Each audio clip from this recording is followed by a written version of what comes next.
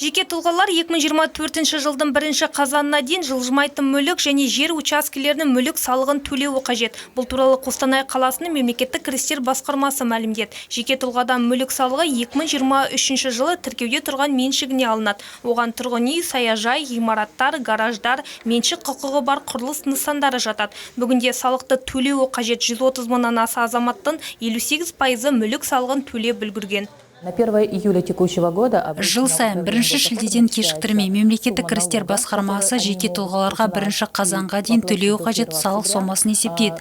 Азаматтарға арналған үкімет мемлекеттік корпорациясы әрбір пәтер яғни мүлікті есептеп, нақты мәліметтерді жеке ұсынады. Кейін салық заңнамасының 501 бабына сәйкес төлеуі қажет сома есептеледі.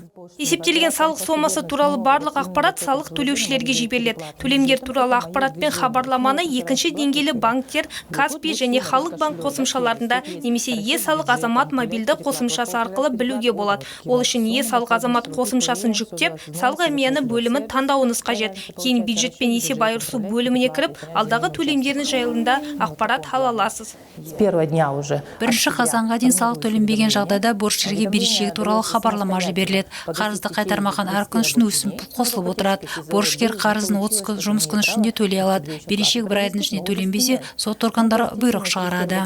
Жанна Тұрғанованың сөзінше, салықты мерзімнен кешіктірмей уақытылы төлеу қажет. Себебі сот органдары бұйрық шығарғаннан кейін борышкерлер 5 жұмыс күні ішінде салықты төлеуге мүмкіндігі бар. Осы уақыт ішінде салық төленбейтін болса, онда сот бұйрығы жеке сот орындаушыларына жіберіледі. Кейін берешегі бар салық төлеушіге қатысты шаралар қолданылады. Олжас Есенжігітов, Қарагөз Мақатова, Алау.